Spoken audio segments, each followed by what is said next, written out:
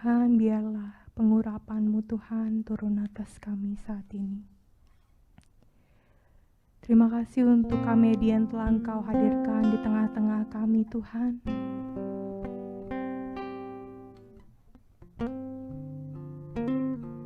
Biarlah Tuhan dalam setiap perkataan yang Ia akan ucapkan, Tuhan, kuasa-Mu turun atas setiap perkataan itu. Biarlah itu semua boleh mendidik kami, Tuhan, boleh menegur kami, Tuhan. Boleh membuat kami berbalik kepada Engkau.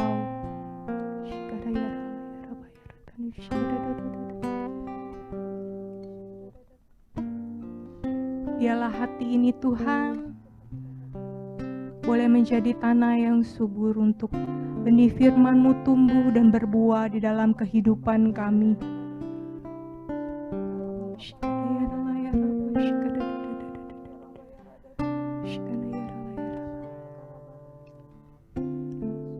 Ini kami, Tuhan, anak-anak-Mu.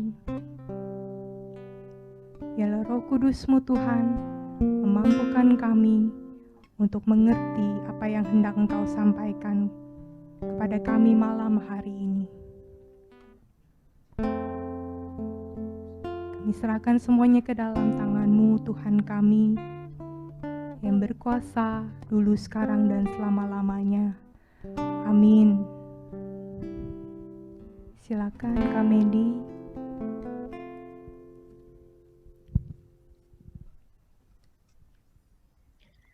Baik, shalom teman-teman sekalian, selamat Natal dan selamat tahun baru. Apakah suara saya cukup terdengar?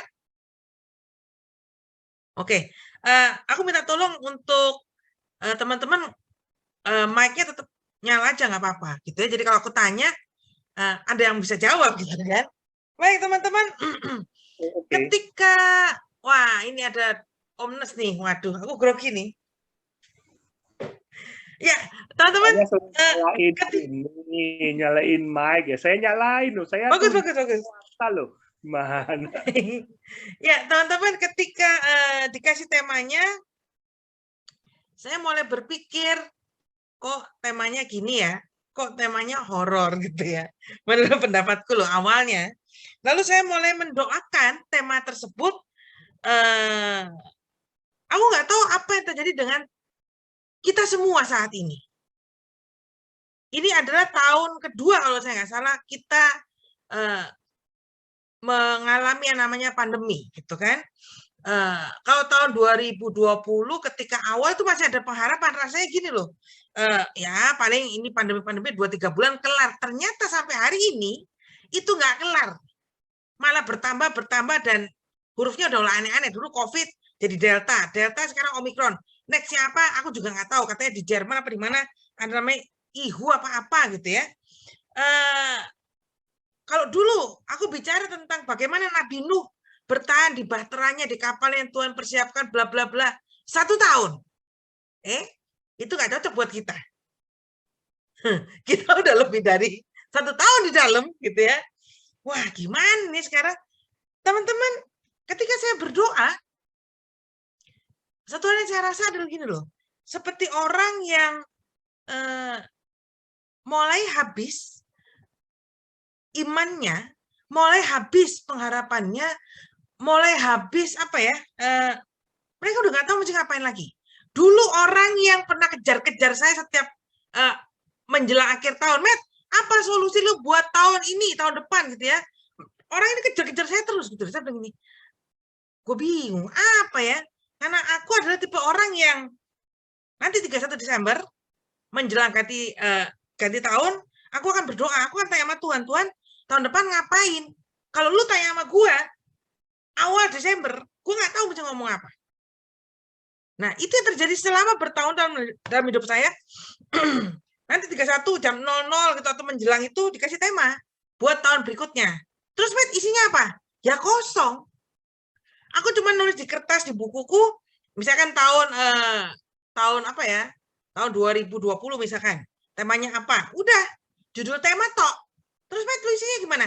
Gak tahu, Tuhan aja yang ngisi. Aku cuma ngikut, aku cuma menjalankan apa yang menjadi programnya Tuhan. Jadi orang ini selalu setiap tahun nggak berhenti untuk kejar-kejar saya tentang solusi tahun depan. Tapi tahun kemarin dia udah nggak pada kejar saya loh. Puji Tuhan, gue udah gak dikejar orang. Teman-teman, satu hal yang saya rasakan adalah banyak orang merasakan keletihan, kecapean. Aku nggak tahu apa yang terjadi. Apakah pandemi ini membawa teman-teman dan saya semakin dekat sama Tuhan, apa semakin jauh? Jujur aja kita ngomong. Nggak berani ngomong ya, ada Om Nes. Om boleh di waiting room dulu? Enggak kok, enggak. Tenang aja, tenang. Teman-teman, pandemi ini membawamu dekat sama Tuhan apa jauh sama Tuhan? Kalau waktu awal pandemi aku percaya semua orang dekat sama Tuhan. Tapi kalau udah mau menjelang 2 tahun mungkin lebih, bagaimana relasimu dengan Tuhan? Semakin deketkah atau semakin jauh? Kita ngomong jujur ya. Aku jujur duluan ya. Nggak semakin dekat loh, semakin jauh. Aku loh yang jujur. Nah, jadi gini. Jadi ketika aku berdoa, aku merenungkan, aku jadi bingung sendiri gitu ya. Gini, contohnya gini ya. Teman-teman, kita tuh punya Allah yang hebat, Allah yang dahsyat, Allah yang luar biasa. Ini detik-detik menjelang saya bicara gitu ya. Saya membagikan kepada teman-teman, Tuhan ingatkan satu ayat itu Yesaya 30 ayat 15. Kita udah sering dengar gitu ya. Di dalam tinggal tenang terletak kekuatanmu. Ya, kita buka aja deh. Tunggu. Aku liatin mana ayatku ya. Nah, aku udah siapkan. Yesaya 30 ayat 15. Sebab begini firman Tuhan Allah yang Maha Kudus, Allah Israel. Dengan bertobat dan tinggal diam, kamu akan diselamatkan. Dalam tinggal tenang dan percaya terletak kekuatanmu. Biasanya saya khotbah cuma sampai kata ini, titik. Tapi ada kalimat berikutnya. Tetapi kamu enggan. Tetapi kamu males. Tetapi Medi males. Loh, saya baru detik-detik menjelang ngomong, Tuhan bilang, Med, tapi kan lu males. Iya juga ya. Sekarang kita ngomong fair. Kita tuh lebih senang panik apa lebih senang tenang? Ayo ngomong jujur. Kalau mendapat masalah, respon kita tenang apa panik? Tuh, ayo mana suaranya kan? Mic-nya suruh buka. Panik. Nah, berarti benar ya kata firman ya, bukan kataku loh ya. Tuhan bilang justru di dalam tinggal tenang terletak kekuatan dan keselamatan. Tapi masalah gini loh, tapi kamu malas loh, kamu nggak mau. Sebab bagi kamu, kayaknya Tuhan enakan panik loh daripada tenang. Iya kan? Kalau ada masalah atau apa, kan kita mau cepet-cepet gitu kan. Tuhan bilang, tenang. Wah, ya nggak bisa gitu dong Tuhan, gimana sih? Nah, teman-teman, saya ibaratkan begini loh. Ya buat yang suka bawa mobil pasti tahu kondisi begini. Tangki bensin di layar kita itu kan ada kan full atau setengah atau paling bawah E gitu ya. Ketika kondisi E, apakah mobil langsung begitu lampu indikator menyala merah atau orange apa gitu ya? Apakah langsung mobil langsung mogok? Ketika udah sampai E dan lampu nyala? Enggak. Dulu aku pernah tanya papiku tuh tipe orang yang nggak mau isi bensin kalau bensinnya belum E. Itu apa nggak deg-degan coba jadi penumpangnya? Loh iya loh, beda sama mamiku. Kalau mamiku begitu setengah dia akan cari pompa bensin terdekat. Tidak dengan papiku. Kalau papiku kalau belum E dan nyala, dia tidak cari pompa bensin. Pernah suatu ketika kami berempat, aku, papi, mami, sama tanteku, kita ke Bandung. Zaman dulu ketika aku masih kuliah, itu kan Bandung kan jauh gitu, Jakarta nggak ada tol, nggak ada macam-macam lah. Masih lewat jalan hutan lah segala macam. Itu sampai ketika kami mau balik Jakarta, mobil itu bensinnya setengah. Mami udah bilang, Pih, nggak isi bensin. Aku udah lihat, udah tahu karakter papi kan. Bilang, Pih, nggak isi bensin udah setengah. Tenang, masih setengah. Nanti sampai Jakarta. Oh ya udah. Karena aku nggak tahu kan, aku kan penumpang. Ini kan yang nyetir papi gitu kan. Aku sama tanteku di belakang, mami sama papi di depan gitu ya. Udah, apa yang terjadi teman-teman? Jam 11 malam apa jam 12 malam sampai di hutan. Mobil itu mogok. Kenapa? Karena bensinnya habis. Di tengah hutan cari pompa bensin, nggak ada. Ya kan? Udah, wah, semua ngomel gitu kan. Semua ngomel, ini yang bersalah ya udah diam aja. Ya udah minta pertolongan gimana? Telepon mobil bengkel untuk narik mobil kami. Karena zaman itu ini mobil listrik semua gitu kan. Dan bengkel itu bisa narik dari Jakarta butuh waktu 6 jam untuk sampai ke lokasi kami. Bayangin. Berarti sekitar jam 5, jam 6 pagi baru kami akan dijemput di tengah hutan. Bayangin, waduh, itu setengah mati gitu. Ya, teman-teman satu hal begini. Dulu saya pernah tanya papi saya gini, "Pih, kenapa nggak mau isi bensin ketika setengah kayak mami gitu, biar aman?" Dia bilang, "Enggak, tenang aja. Kalau dan lampu nyala itu masih ada sekitar 2-3 literan untuk cari pompa bensin." Aku nggak tahu, bener nggak sih? Apa aku dibohongin papiku ya? Bagaimana? Aku nggak tahu loh. Ketika dan lampu nyala, apakah dek langsung mati? Enggak. Nah, itu berarti papiku nggak bohongin aku. Jadi gini, teman-teman, satu hal begini, Tuhan ajarkan begini. Ketika dan lampu nyala, berarti kan emergency nih. Teman-teman, kita tuh masih, ini loh, kondisi teman-teman dan saya, itu kita dalam kondisi yang tangki bensin tuh dan lampu nyala. Tapi apakah langsung mati? Dek? Enggak. Tuhan, aku punya Tuhan yang hebat, Tuhan yang dahsyat, Tuhan yang luar biasa. Kenapa? Dia kasih kesempatan, tenaga cadangan, iman, harapan, atau apalah ya gitu ya, terakhir. Buat apa? Bukan buat panik lagi. Lu udah panik tuh dari tangki full sampai tangki gitu. Ini kesempatanmu tinggal 2 liter, 3 liter. Kenapa? Kalau bensin, kalau mobil cari pompa bensin. Kalau kita ngapain? Dengan apa ya? Dengan iman, pengharapan yang udah sekarat ini. Yang tinggal 2-3 liter. Carilah Tuhan. Tahu nggak maksudnya? Kondisi kita saat ini itu dalam kondisi dan lampu nyala. Nggak langsung mati dek loh. Masih ada 2-3 liter. Buat apa? Jangan cari ke tempat-tempat yang nggak jelas lagi. Itu sudah dari tangki full sampai tangki Carilah Tuhan. Kembalilah pada Dia. Itu tadi. Tinggal tenang. Tapi problemnya, aku dan teman-teman, kita enggan. Kita masih cari-cari yang lain. Masih usaha-usaha yang lain. Tuhan bilang, udahlah, balik. Ini imanmu, pengharapanmu, udah apa ya? Udah nyala nih, udah minus nih. Teman-teman, kalau ngomong badai, gitu ya. Begini, satu kabar sukacita begini. Dunia ketika, siapa sih yang nggak menghadapi badai di dalam kehidupannya? Setiap manusia pasti dalam hidupnya, pasti pernah mengalami badai. Problemnya begini loh. Kalau dunia menghadapi badai, mereka panik. Nah, gini loh. Tuhan mau ajarkan kepada teman-teman dan saya, jangan kayak dunia. Sebab apa? Teman-teman dan saya, kita punya apa ya? Kita tuh diciptakan berbeda dari dunia. Kualitasnya kita, DNA-nya teman-teman dan saya, itu diciptakan berbeda. Kenapa? Kita udah dipisahkan kok. Lu, Matt, kalau sama kayak dunia, ya sama aja dong. Kamu itu diciptakan spesial loh, Matt. Beda dengan dunia. Jadi apa? Panik? Enggak.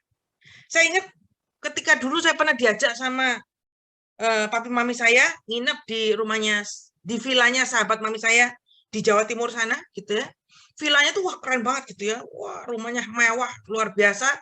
Rumah itu kaca semua gitu. Wah, keren banget. Terus halamannya luas gitu ya. Banyak pohon. Waktu itu pokoknya yang punya rumah mau ajak kita makan malam di luar. Itu ayam goreng yang terkenal di sana gitu. Ya udah, saya habis mandi sore, saya duduk di sofa mereka dengan pemandangan halaman yang luas gitu kan, karena semuanya kan kaca gitu ya, lalu pohon-pohonnya banyak gitu, wah pokoknya keren banget rumah itu gitu kan. Udah, mana saya tahu ketika itu ada angin, nggak ada hujan loh, angin kenceng. Karena kok tahu Kak Medi, lah depanku itu kayak nonton TV, pohon itu nggak berdiri gini loh, pohonnya swing, kupingku denger suara angin gitu ya, swing sambil duduk di sofa, saya ngeliatin pohonnya nggak tegak, cuman gini terus. kayak wiper. Aku cuma mikir gini, widih, ini kalau akarnya nggak kuat, copot, terus ini kan kaca semua kan, nggak ada tembok gitu kan, terus terbang, nancep ke kaca, tembus ke aku gitu kan. Wow, itu kayak nonton film horor gitu kan. Wih, kuping saya dengar suara angin, swing, swing, swing. Pemandangan depan pohon udah nggak tegak. Wah, nggak satu pohon. Kalau satu pohon masih lumayan, banyak gini semua. Nah, teman-teman, tiba-tiba Tuhan cuma ingatkan saya, kamu tinggal di dalam. Saya ngerti. Pohon boleh aja gini-gini. Angin boleh aja bunyi swing, swing, swing gitu kan. Akhirnya malam hari itu kita nggak bisa keluar rumah karena kenapa? Kami keluar ke garasi, selamat. Buka pintu garasi, nggak selamat. Kenapa? Pintunya ketutup lagi. Jadi bayangin. Ternyata waktu itu terjadi apa ya? Pokoknya menurut ramalan cuaca itu kecepatan angin itu 90 knot apa-apa. Pokoknya gue nggak ngerti. Pokoknya pintu nggak bisa dibuka aja. Begitu kita buka pintu, mental lagi. Kita mundur ke belakang. Ditabrak sama angin. Ya udahlah di rumah. Gitu kan. Makan Indomie gitu kan. Ya udah. Satu hal Tuhan ajarkan saya begini loh. Iya ya, bener loh. Teman-teman dan saya. Di luar boleh ada badai. Tapi begini loh. Kamu akan tetap aman kalau kamu tinggal di dalam. Kamu cuma nonton. Tahu maksudnya? Apa kespesialan teman-teman dan saya? Apa bedanya? Yang pertama, teman-teman dan saya, kita bisa tetap tenang. Boleh ada badai, ada gelombang. Apapun namanya, apapun judulnya, satu hal kamu akan tetap tenang kalau kamu tinggal di dalam. Di dalam apa? Di dalam Tuhan. Rumah ini loh yang melindungi aku sampai enggak, oh coba kalau itu copot terus nabrak gitu ya. Enggak tuh. Saya ingat lagu zaman saya kecil dulu ya. Lagu kuno tuh, badai pasti berlalu. Dengan kata gini loh, enggak usah takut. Kenapa? Badai itu enggak stay di tempat terus. Badai itu pasti ada apa ya? Expired date-nya. Problemnya adalah teman-teman dan saya, kita nggak pernah tahu expired date-nya badai. Kalau tahu kan enak. Iya kan? Tapi problemnya gini, kita nggak pernah tahu kapan expired date-nya badai. Itu yang terjadi. Tapi percayalah bahwa badai itu pasti berlalu. Grup siapa ya? God Bless ya kalau nggak salah. Ya, carilah ya. Penyanyi itu bilang badai pasti berlalu. Karena dia percaya. Aku juga percaya. Badai itu tidak forever and ever. Badai itu pasti ada expired-nya. Tenang aja. Jadi, perlukah panik? Enggak. Tapi firman Tuhan bilang, kamu enggan. Kamu lebih pilih panik. Loh, justru tinggal tenang di dalam kamu dan aku. Teman-teman dan saya terletak kekuatan. Dalam apa? Dalam Tuhan. Ada pengharapan. Oh, tapi kan gini. Oh, bodo amat, itu kan di luar. Yang pertama. Yang kedua, apa bedanya kita dengan dunia? Banyak orang tidak berani menghadapi badai. Lebih baik badai ditengking, badai dihindari, tidak bisa. Teman-teman saya, kita diciptakan berbeda dari dunia apa?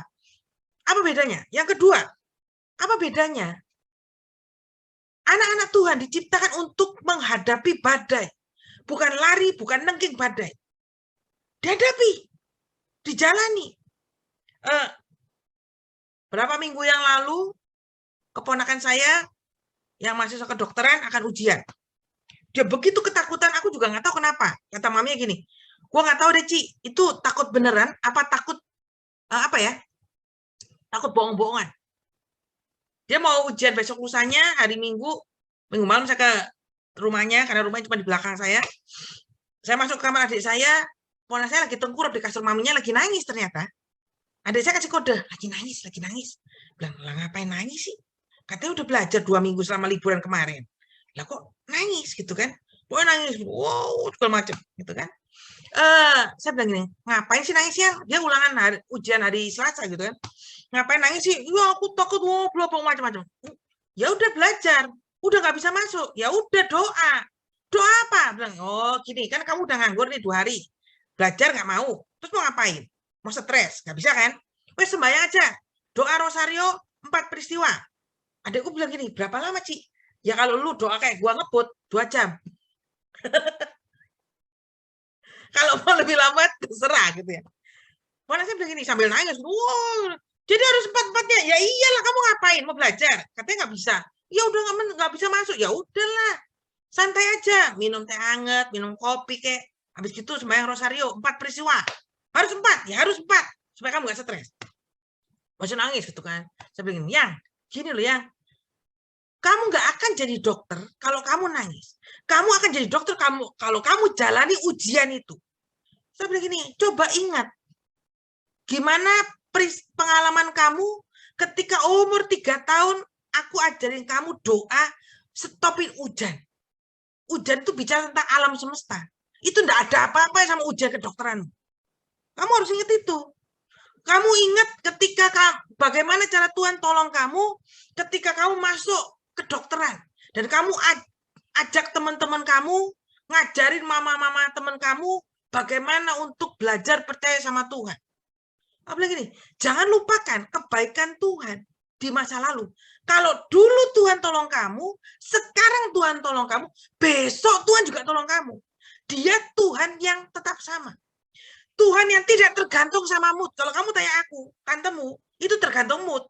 Kalau moodku baik ya, tak kasih duit. Kalau enggak ya wes suruh sono dewi. Teman-teman tangkap nggak? Kita tuh berharap, kita berpegang pada Allah yang konsisten. Dulu, sekarang, dan sampai selama-lamanya. Alfa sampai Omega. Dia tetap Tuhan yang sama. Nggak tergantung mood. Bayangin, kalau gue berharap pada Tuhan Yesus yang mood-mutan. Repot kan? Minta disembuhkan, oh kata Tuhan gitu. Tunggu. Gue lagi nggak mood nih. Gawat kan? Teman-teman, ini loh spesialnya kita dibandingkan dunia. Yang pertama, Tuhan bilang, lu tinggal di dalam supaya lu selamat di dalam Tuhan. Yang kedua, ingat kebaikan Tuhan di masa lalu. Kalau dulu dia tolong kamu, sekarang dia pasti tolong kamu. Besok kalau ada badai lagi, dia pasti tolong kamu. Teman-teman, kita punya Allah yang konsisten. Nggak tergantung mood. Nggak kayak saya, mood-mutan. Ya kan? Lalu apa lagi ya? Kayaknya udah kelar nih. Teman-teman, ingat tangki bensinmu sudah dan nyala merah. Cuman tinggal sisa 2-3 liter untuk mencari Tuhan. Bukan cari tempat lain. Kan nggak ada kan mobil udah tangkinya lampunya udah nyala. Apa yang kau pikirkan? Pompa bensin kah? Atau ke mall? Nanti adulah ke mall aja. Saya pernah papi saya. Tangki bensin sudah sudah merah. Mami saya bilang gini, mau masuk suatu ketika gitu, suatu pagi. Ini bensinnya sudah nyala, udah Dia mau ke pasar. Pasar di komplek yang cuman 2 kiloan kalau nggak salah. 2 kiloan gitu kan. Ya pokoknya pasar di belakang Alfa lah komplek saya. Papi saya bilang gini, udah tenang aja, nyampe kok ke pasar, udah lu belanja aja. Nanti kalau sudah baru beli bensin. Ya kan? Udah. Sampai di pasar, udah selesai belanja mami saya, telepon rumah marah-marah. Kenapa? Mobilnya mogok. Nggak bisa pulang. Teman-teman, bayangkan orang yang hobi dengan tangki bensin dan nyala, hari itu dimarahin habis-habisan. Kenapa? Itu mobil cuma sampai ke pasar nggak bisa pulang. Tapi saya waktu mami saya belum berangkat, dia bilang, tenang. Itu masih cukup sampai ke Bogor. Sampai ke Bogor berarti kan tenang dong. Ke pasar di komplek. Tenang kan? Tapi apa yang terjadi? Benar sampai ke pasar di komplek, pulang nggak bisa, mogok. Ya udah, wah dia habis dimarahin mami saya. Bawalah jerigen isi bensin. Teman-teman, ini kita lagi punya tinggal sisa 2-3 liter loh. Tuhan luar biasa. Kasih kesempatan engkau dan aku untuk kembali ke Dia. Dengan sisa-sisa terakhir ini. Jangan pergi ke tempat lain. Jangan ke mall. Jangan kemana lagi. Cari pompa bensin. Apa pompa bensinmu? Tuhan, kembali ke Dia. Ini kesempatanmu loh. Dan kesempatanku juga. Tangkimu sudah dan nyala. Cuma tinggal 2-3 liter. Tuhan Yesus memberkati. Tetap semangat. Ayo.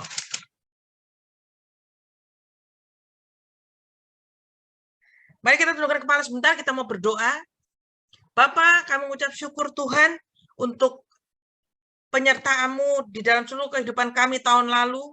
Kiranya di tahun 2022 ini, Engkau tetap menyertai kami, Engkau tetap melindungi kami, Engkau tetap menjagai kami, dan selalu ada di dalam seluruh kehidupan kami di sepanjang tahun 2022 ini.